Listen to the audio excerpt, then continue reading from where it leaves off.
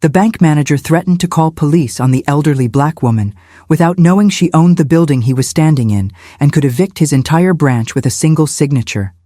76-year-old Mrs. Dorothy Mae Washington stood patiently at the customer service counter of First National Bank's downtown Atlanta branch on that humid Thursday afternoon in August, holding a crumpled check for $68.32 that represented her monthly Social Security payment.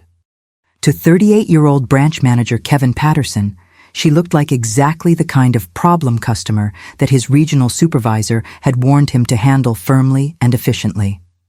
Mrs. Washington had been conducting her banking at this same branch for 23 years, ever since she moved to Atlanta from rural Georgia to care for her ailing sister.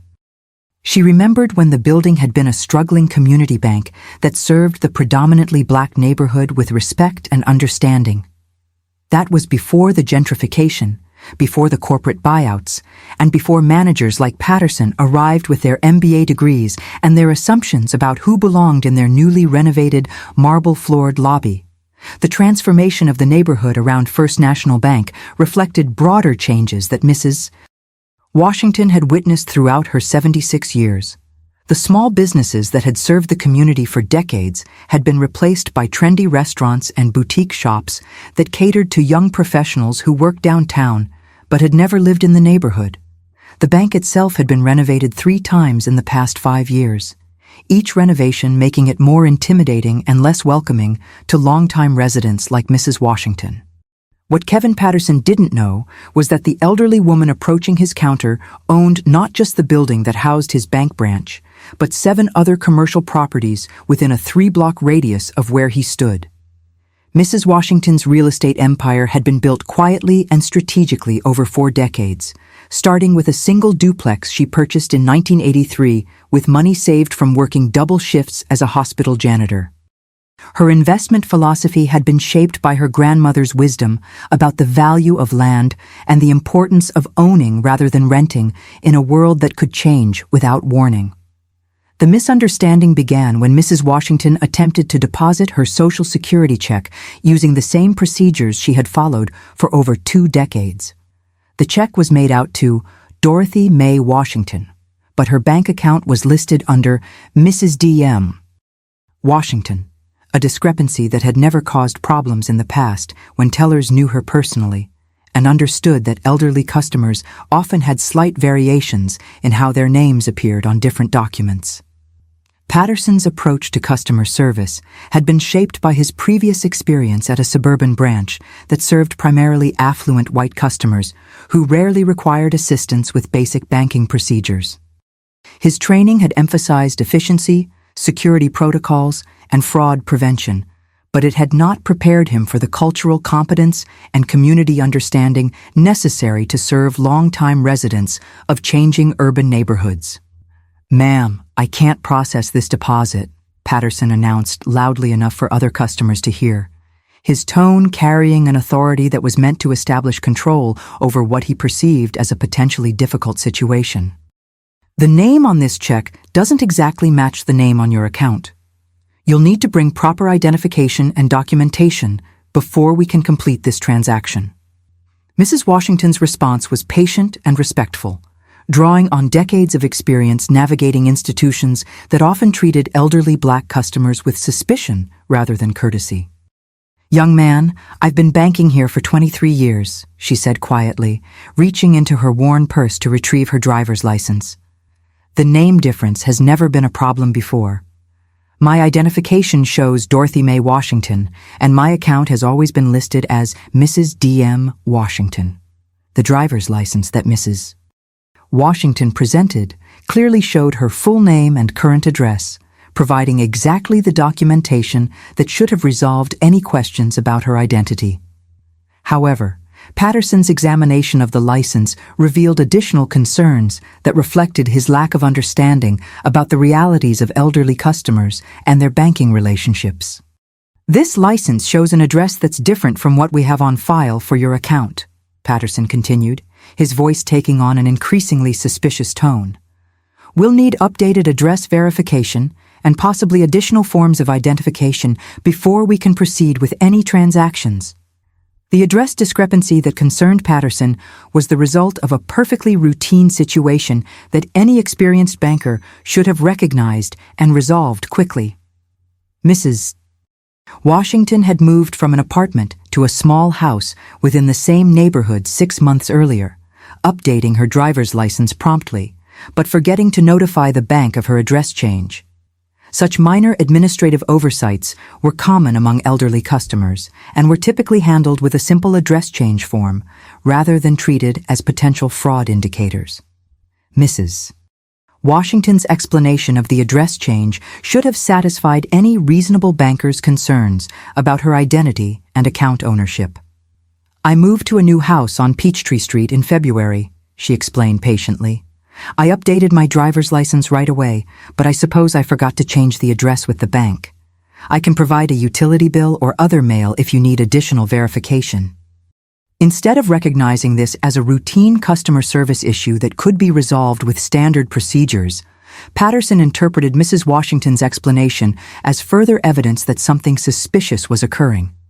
His response revealed both his inexperience with community banking and his prejudicial assumptions about elderly black customers. "Ma'am, these kinds of discrepancies are red flags for potential fraud or identity theft," Patterson announced, his voice loud enough to attract attention from other customers and staff members. "I'm going to need you to step aside while I verify your account information and determine whether these documents are legitimate." The public nature of Patterson's accusations was both humiliating and completely unnecessary, representing exactly the kind of treatment that Mrs. Washington had hoped to never experience again after living through the civil rights era. Her memories of being treated as a second-class citizen in restaurants, stores, and government offices during the 1950s and 1960s came flooding back as she found herself being questioned and doubted in an institution where she had been a loyal customer for over 2 decades. Mrs. Washington's response to this moment of public humiliation was shaped by 7 decades of dignified resistance to discrimination and her deep understanding that individual battles were often part of larger struggles for respect and justice. "Young man," she said quietly, her voice carrying an authority that Patterson was too blinded by his assumptions to recognize. "I think there may be some confusion about how customer service works at this bank. Perhaps you could call your supervisor to help resolve this situation appropriately." Patterson's reaction to Mrs. Washington's request for supervisory assistance revealed the full extent of his arrogance and his complete failure to recognize that his handling of the situation had escalated far beyond routine identity verification into potential discrimination territory. His response would determine whether this situation could be resolved through proper customer service channels or whether it would require more serious intervention. "Ma'am, I am the branch manager, and I don't need my supervisor to tell me how to handle suspicious banking activity," Patterson replied, his tone taking on an edge that suggested his patience was wearing thin. "If you can't provide proper documentation to verify your identity and account ownership, then I'm going to have to ask you to leave the premises. And if you refuse to leave, I'll have no choice but to call security or the police to escort you out." The threat to call police on an elderly woman attempting to deposit her Social Security check represented such an extreme escalation that other customers in the bank lobby began to take notice of the confrontation. Mrs. Washington's calm response to this threat was informed by her understanding that such moments often revealed people's true character and provided opportunities to address systemic problems rather than simply personal conflicts. "Mr. Patterson," Mrs. Washington said, reading his name from the identification badge he wore. "Before you make that phone call, I think it might be helpful if I provided some additional context about my relationship with this bank and this building. Would you be willing to listen for just a moment?" The question was designed to give Patterson one final opportunity to demonstrate professional judgment and customer service skills before Mrs. Washington was forced to reveal information that would transform this routine banking transaction into a career-defining moment for everyone involved. Patterson's response to Mrs. Washington's measured request for a moment of his attention revealed the depth of his prejudicial assumptions and his complete inability to recognize the gravity of the situation he had created. "Ma'am, "I've already given you more time than I should have," he said, reaching for the phone on his desk with theatrical authority. "You either provide proper documentation right now, or I'm calling the police to remove you from this premises for suspicious activity and potential fraud." The threat to involve law enforcement over a routine banking discrepancy transported Mrs. Washington back to 1962, when she was 16 years old and working as a house cleaner in rural Valdosta, Georgia. She remembered the day when a white bank manager had similarly threatened to call the sheriff because her grandmother, Big Mama Essie, had questioned why her savings account balance was lower than it should have been. The sheriff had arrived, but not to arrest Big Mama Essie. He came to inform the bank manager that the Washington family owned more land in the county than any other black family, and that disrespecting them was not in anyone's best interest. Big Mama Essie's lesson that day had shaped every financial decision Mrs. Washington made for the next 60 years. "Baby girl," she had whispered as they walked away from that humiliating confrontation. "The only way they can't treat you like dirt is if you own the ground they're standing on. Land don't lie, and deeds don't discriminate. You remember that when you get older." Mrs. Washington's real estate empire had begun in 1983 with the purchase of a run-down duplex on Auburn Avenue for $8,000. Money she had saved by working double shifts at Grady Hospital and living in a single room above a barbershop for 3 years. The duplex was in a neighborhood that most investors avoided, but Mrs. Washington had recognized the area's potential based on her understanding of Atlanta's growth patterns and her grandmother's wisdom about buying property that others undervalued. The transformation of that first duplex from a crumbling rental property into a profitable investment had required every skill Mrs. Washington had learned during her childhood in rural Georgia, where her family had maintained their own property and solved their own problems because professional help was either unavailable or unaffordable. She had learned plumbing from her uncle, electrical work from a neighbor, and carpentry from watching her father repair everything from barns to furniture with tools that were older than she was. By 1990, Mrs. Washington had parlayed the profits from her first duplex into the purchase of 3 additional properties, including a small commercial building that housed a grocery store and a beauty salon. Her strategy was simple but effective.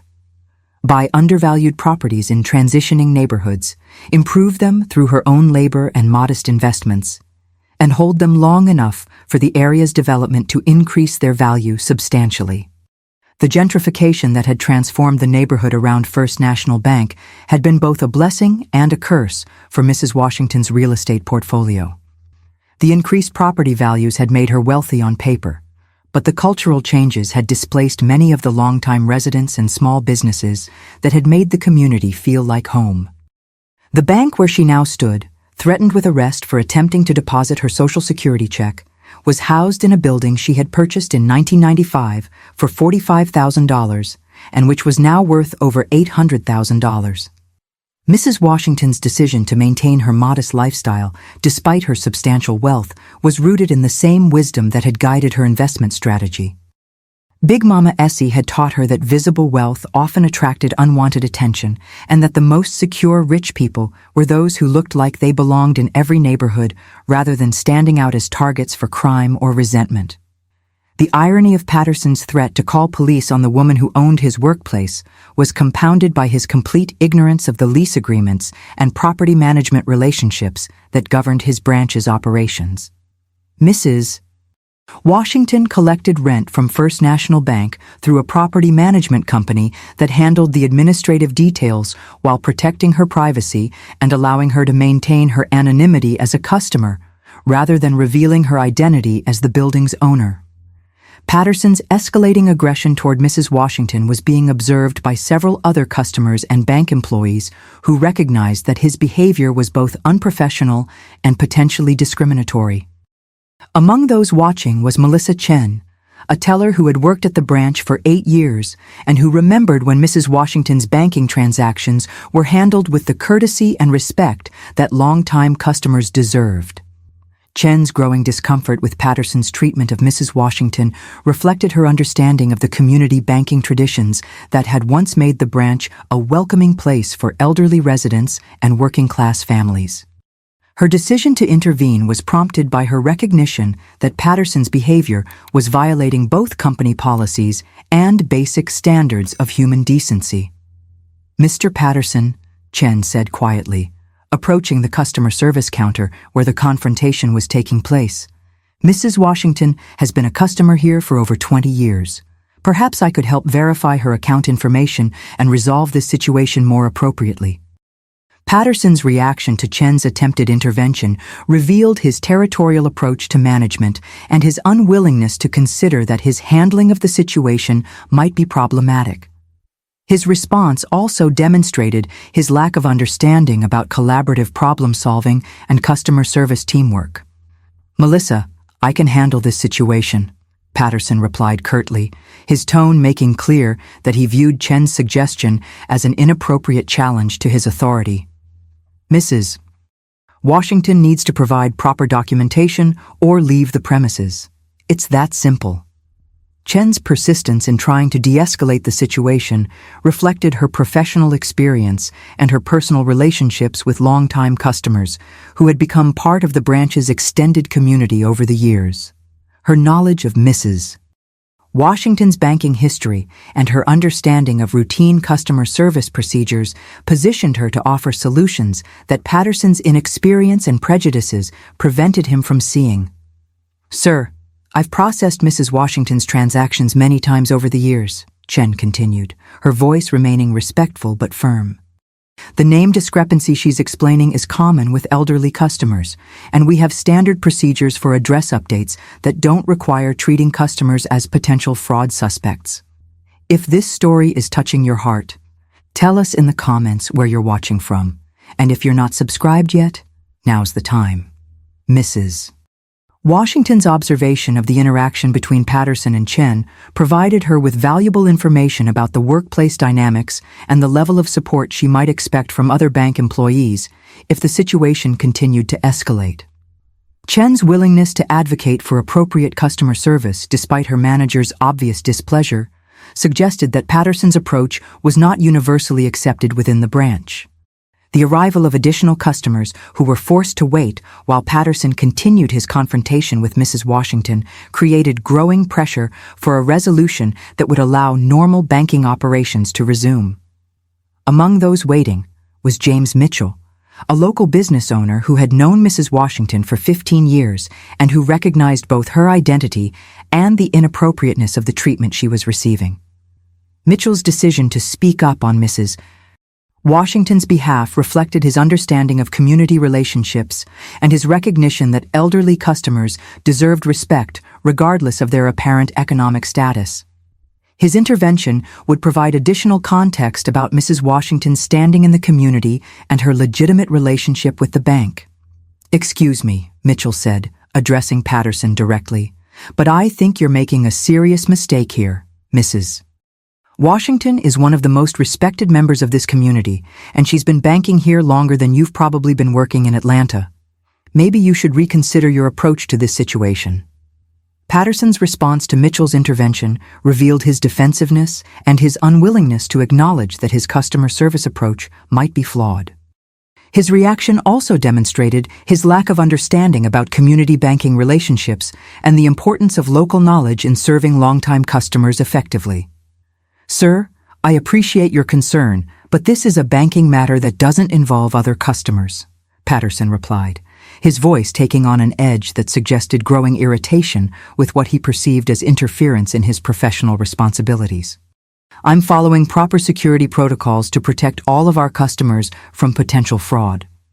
The gathering crowd of customers and employees who were witnessing Patterson's confrontation with Mrs. Washington created an increasingly uncomfortable atmosphere that contradicted the welcoming environment that banks were supposed to provide for their communities.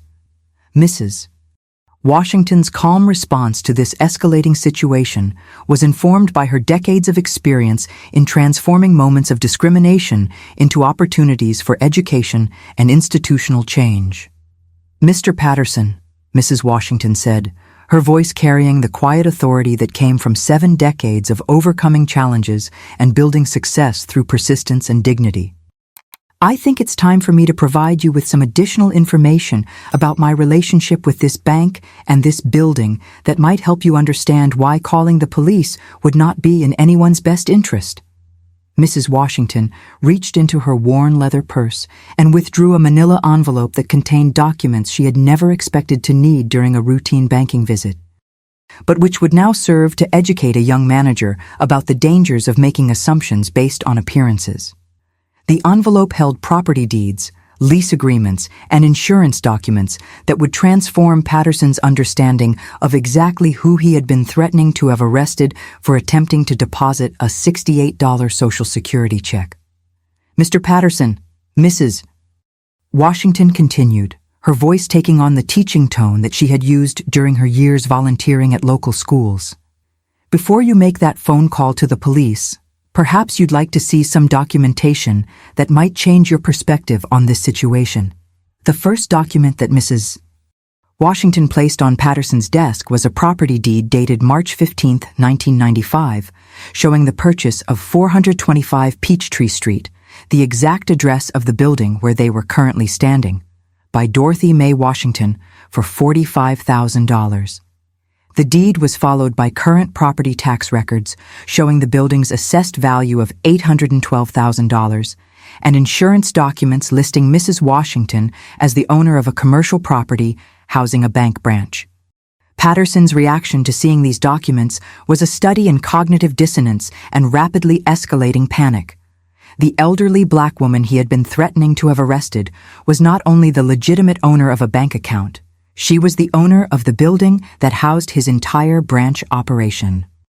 Every condescending word he had spoken, every assumption he had made, and every threat he had issued had been directed at the person who had ultimate control over whether his branch could continue operating at this location. This can't be right," Patterson stammered, his voice betraying the confusion and growing fear that came with realizing the magnitude of his error. "You're saying you own this building? The building where the bank operates?" Mrs. Washington's response was patient and educational, reflecting her understanding that moments like these were opportunities to address systemic problems rather than simply personal conflicts. Her decades of experience in real estate and community development had taught her that the most effective way to create lasting change was through education rather than punishment.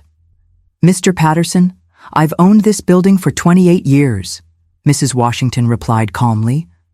"First National Bank has been my tenant for the past 15 years, paying rent through a property management company that handles the administrative details.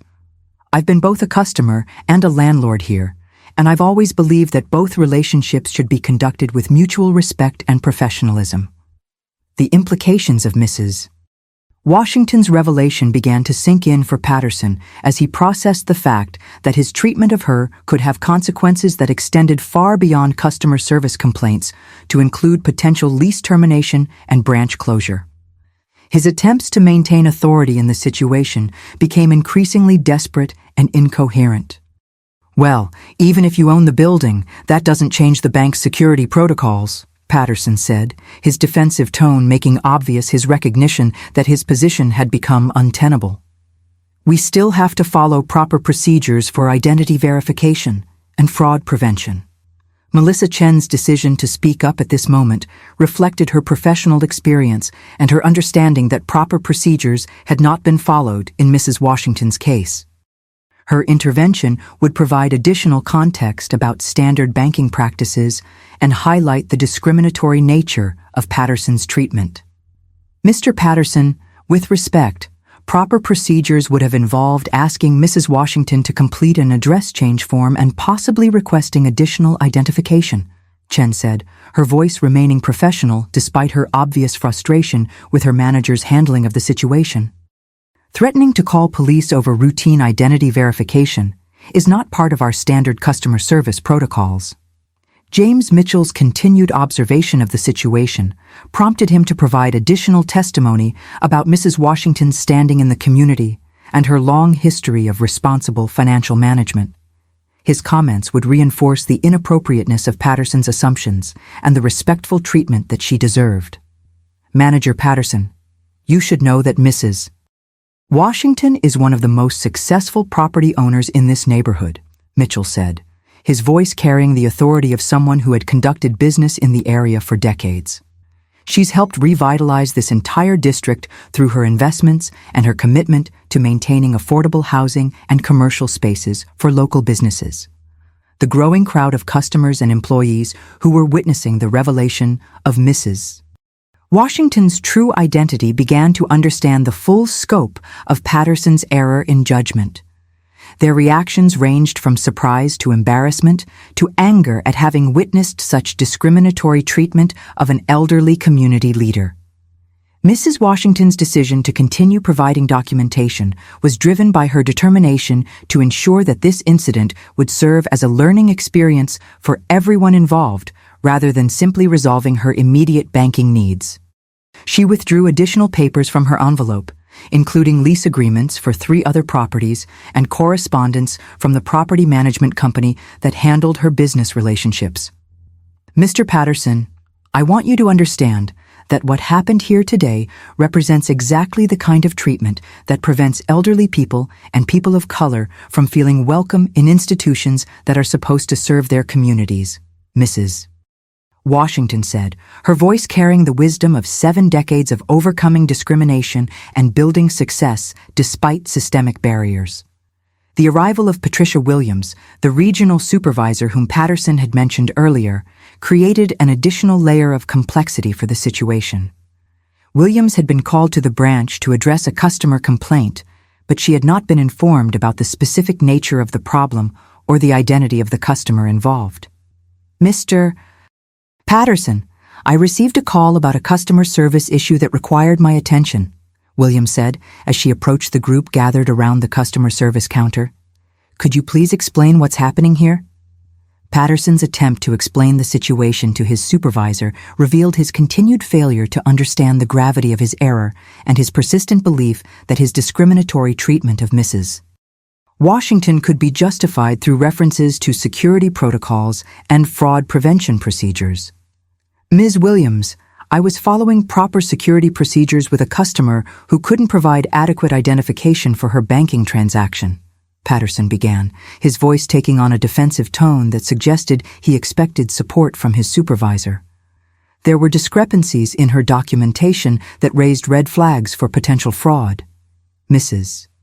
Washington's intervention at this point was strategic and educational, designed to provide Williams with accurate information about what had actually occurred while demonstrating the respectful approach to conflict resolution that she had learned through decades of community leadership. Ms. Williams, I'm Dorothy Washington, and I've been a customer of this branch for 23 years, Mrs. Washington said, extending her hand in greeting to Patterson's supervisor. I came in today to deposit my Social Security check, and Mr. Patterson threatened to call the police because my driver's license shows an address that's different from what the bank has on file. I've since shown him documentation proving that I own this building and several other properties in the neighborhood. Williams' reaction to this revelation was immediate and profound, reflecting her understanding of both the customer service failures and the potential legal and business consequences of Patterson's discriminatory treatment. Her experience in regional management had taught her to recognize situations that could escalate into serious problems for the bank's reputation and operations. Mrs. Washington, I am deeply sorry for the treatment you've received today, Williams said, her voice carrying genuine concern and professional alarm. This is absolutely unacceptable and completely contrary to our bank's values and customer service standards. I want to personally ensure that this situation is resolved appropriately and that steps are taken to prevent similar incidents in the future. Patterson's growing realization that his supervisor did not support his handling of the situation prompted increasingly desperate attempts to justify his actions and deflect responsibility for the discriminatory treatment he had displayed. His responses revealed both his lack of professional judgment and his inability to acknowledge the serious errors he had made. Ms. "Williams, I was just following the security protocols that we've been trained to implement," Patterson said, his voice betraying his awareness that his position was becoming increasingly untenable.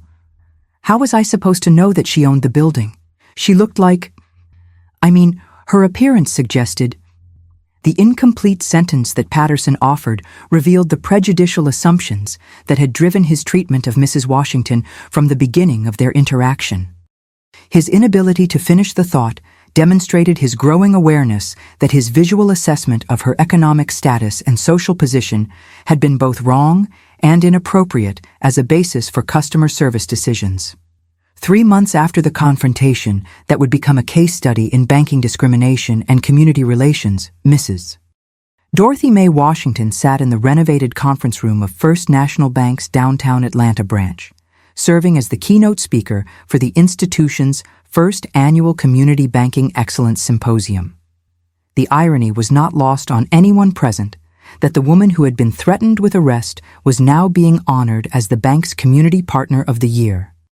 Kevin Patterson was no longer employed by First National Bank, his termination having been swift and decisive once Patricia Williams completed her investigation into his treatment of Mrs. Washington and discovered a pattern of discriminatory behavior toward elderly and minority customers. The investigation revealed 12 additional complaints over his 18-month tenure that had been inadequately addressed, creating potential legal liability and serious damage to the bank's community relationships. The changes that Williams implemented in response to the incident went far beyond simply replacing one problematic manager to encompass comprehensive reforms in hiring, training, and customer service evaluation throughout the regional banking system. Her approach reflected an understanding that individual incidents of discrimination often indicated systemic problems that required institutional solutions rather than isolated personnel decisions. Mrs. Washington's experience in our branch exposed failures in our training, supervision, and corporate culture that we are committed to addressing comprehensively, Williams told the assembled group of community leaders, bank employees, and local business owners. "We cannot serve our communities effectively if we allow assumptions and prejudices to influence how we treat customers who have trusted us with their financial relationships." The Community Banking Excellence Initiative that emerged from Mrs. Washington's experience included mandatory bias awareness training for all customer-facing employees, revised performance evaluation criteria that emphasized respectful treatment of all customers regardless of appearance or perceived economic status, and new protocols for addressing customer service complaints that ensured rapid resolution and appropriate accountability. Mrs. Washington's role in developing these reforms drew on her decades of experience in real estate investment, community development, and her understanding of how financial institutions could either serve or exploit the neighborhoods where they operated. Her input was particularly valuable in creating training materials that helped bank employees understand the diversity of wealth and success within communities that might appear economically disadvantaged to outsiders. Young people today often don't understand that wealth comes in many forms and that successful people don't always dress or speak in ways that announce their achievements, Mrs. Washington told the training session participants. "My grandmother taught me to save every penny and invest in land because she understood that appearance could deceive and that real security came from ownership rather than ostentation." The partnership that developed between Mrs. Washington and First National Bank extended beyond addressing past discrimination to encompass new initiatives that served the community's evolving needs. Her expertise in property development and neighborhood revitalization proved invaluable in creating loan programs and financial services that supported small business growth and home ownership opportunities for longtime residents. Melissa Chen's promotion to branch manager reflected both her professional competence and her demonstrated commitment to inclusive customer service that honored the bank's responsibility to serve all community members respectfully. Her leadership style emphasized collaboration, cultural competence, and the kind of relationship building that had traditionally characterized community banking before corporate consolidation prioritized efficiency over personal connection. The first initiative that Chen implemented as branch manager was the establishment of a community advisory board that included longtime customers like Mrs. Washington, local business owners, and representatives from neighborhood organizations. The board met quarterly to provide feedback about banking services, identify community needs that the bank might address, and ensure that customer service standards reflected the values and expectations of the people the branch served. James Mitchell's appointment to the Community Advisory Board reflected his role as a bridge between the bank's operations and the small business community that depended on accessible financial services for growth and sustainability. His experience in witnessing and addressing Mrs. Washington's discriminatory treatment had demonstrated his commitment to ensuring that all customers received respectful and professional service. The transformation of the bank's physical space paralleled the institutional changes in customer service approach and community engagement. The intimidating marble surfaces and corporate branding that had made the branch feel unwelcoming to longtime residents were replaced with warmer materials, community artwork, and displays that celebrated the neighborhood's history and the achievements of local businesses and residents. Mrs. Washington's donation of historical photographs and documents about the neighborhood's development created an educational display that helped both employees and customers understand the area's evolution and the contributions of families who had maintained their commitment to the community through decades of change. The display included images of the small businesses that had anchored the neighborhood's economy and the community leaders who had advocated for better services and opportunities. The annual scholarship program that Mrs. Washington established through the bank provided college funding for graduating seniors from local high schools who demonstrated both academic achievement and community service commitment. The scholarships were designed to encourage young people to pursue higher education while maintaining connections to the neighborhood that had shaped their early development. Patricia Williams's recognition within the regional banking system for her effective handling of the discrimination incident and her successful implementation of institutional reforms led to her promotion to senior vice president with responsibility for community relations across multiple markets. Her experience demonstrated that addressing customer service failures transparently and comprehensively could strengthen rather than damage an institution's reputation and community relationships. The broader impact of Mrs. Washington's experience extended beyond First National Bank to influence how other financial institutions approached customer service training and community engagement. Her willingness to transform a moment of personal humiliation into an opportunity for institutional education created a model for addressing discrimination that prioritized systemic change over individual punishment. 2 years after the incident that had nearly resulted in her arrest for attempting to deposit her Social Security check, Mrs. Washington was invited to speak at the Georgia Bankers Association annual conference about the importance of inclusive customer service and community-responsive banking practices.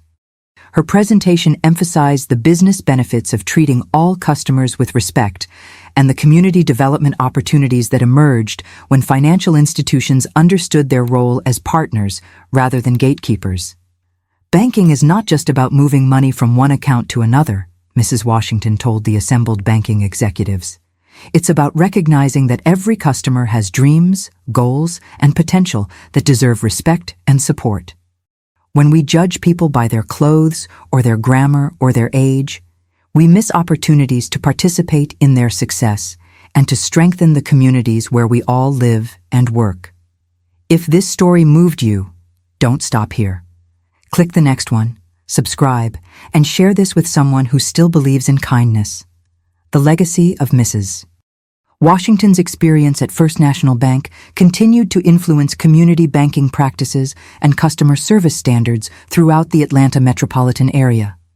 Her story became required reading in business schools and customer service training programs, demonstrating how individual acts of discrimination could catalyze institutional transformation when leaders were willing to acknowledge problems and implement comprehensive solutions.